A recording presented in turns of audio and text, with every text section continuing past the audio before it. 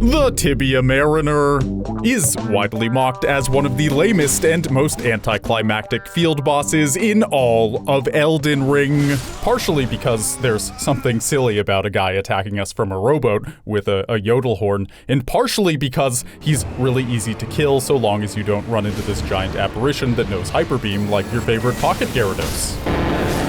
And if you thought he was hard to kill, I mean, get good. Perhaps you're unaware of the controversy that surrounds the Tibia Mariner. Tibia Mariner is the reason your parents got divorced. Tibia Mariner my wife. Tibia Mariner? Too easy. He looks like my ex-wife. Skeletons, am I right?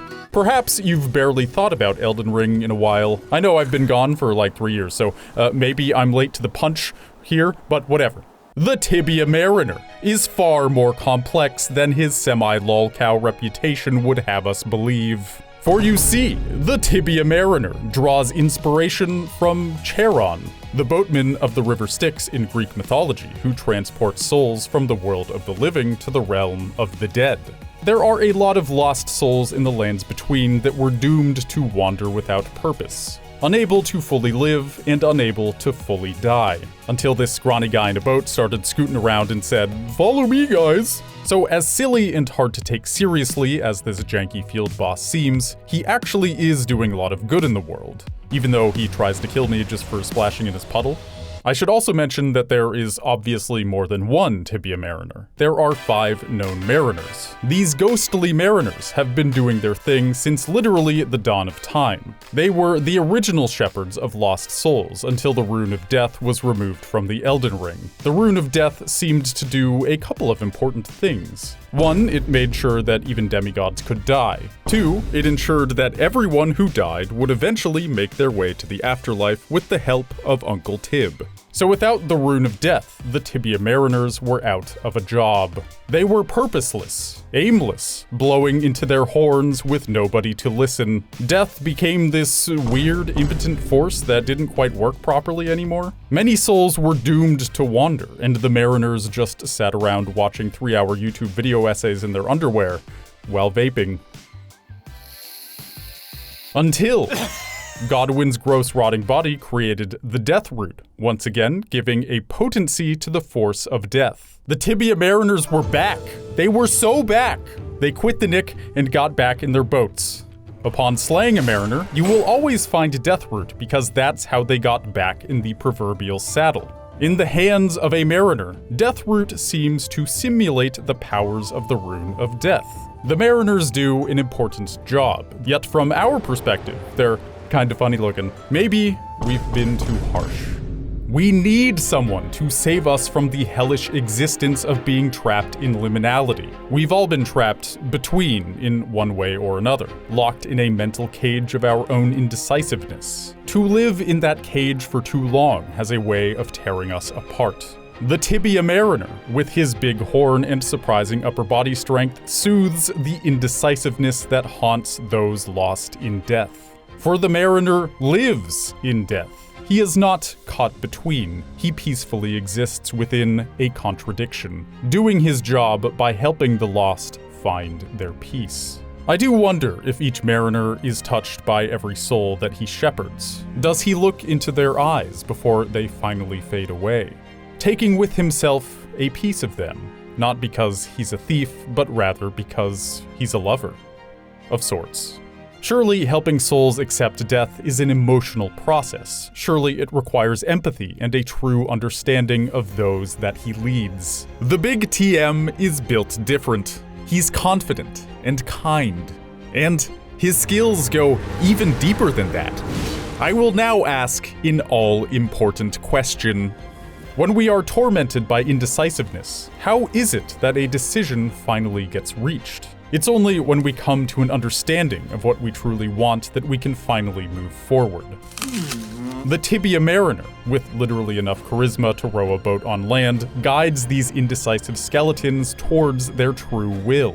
The sound of his horn pierces the wandering fog that chokes their souls. His horn amplifies his compassionate voice, tying shepherd and sheep together until his herd reaches the ultimate pasture, Perhaps that's why, when I defeated my first Tibia Mariner, I felt a pang of sadness, as though I'd just deleted a benevolent aspect of this world. It's no small feat to save someone from the torment of limbo. Limbo itself, being a realm that's on the border between heaven and hell, does not necessarily cause suffering. Limbo is also where all the dead babies and Jewish people are. I learned that from a passionate old white guy on a porch.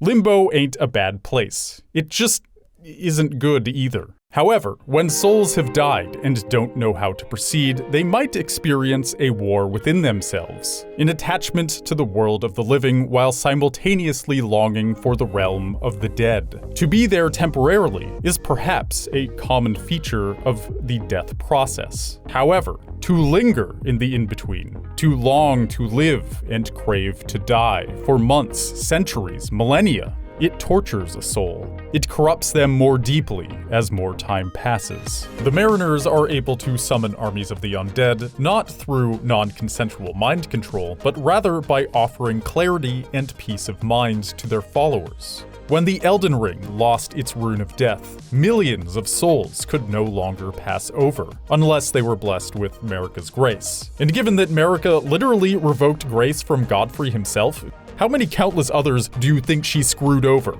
A lot. Thanks to Marika ruining death, people were no longer fated to die.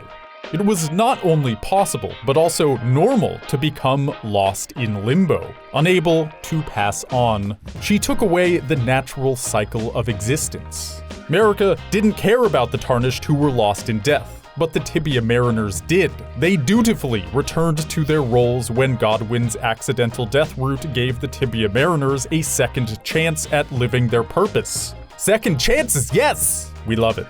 Their wonky nonsense was oddly charming, and it indicated something deeper to me. I felt a connection. And I'm not just talking about when their Alf horn connects with my face. I recognize talent and hard work when I see it. Bro must have done 1 trillion push-ups to be able to row in the places that he does. And more importantly, I admire the leadership, able to summon an infinite amount of undead to fight at his side. Clearly, he's a likable guy. So when we slay a Mariner, I wonder how many countless souls are now doomed to be lost for eternity. How many will yearn for both life and death until the madness sends them to hell? In the sound of the Mariner's horn is a vibration that can soothe ye lost and weary soul. His voice rings with a cure for contradictory yearning. He gives purpose and acceptance to the Tarnished who have neither, 'cause Marika is being stingy with the grace. I knew someone once who longed to live even though they'd finally satisfied their yearning to die. She died 6 months after the last time I saw her. Her death had no purpose except for escape. I heard her in the in-between, confused, terrified. Her pain and her fear were no longer bound by the limitations of a nervous system. I told her that she was dead and had to let go. Maybe I needed to let go. Her ghost stopped haunting me after that, but I was left with her pain. I'm glad I could help, but to do that for one soul cost me dearly.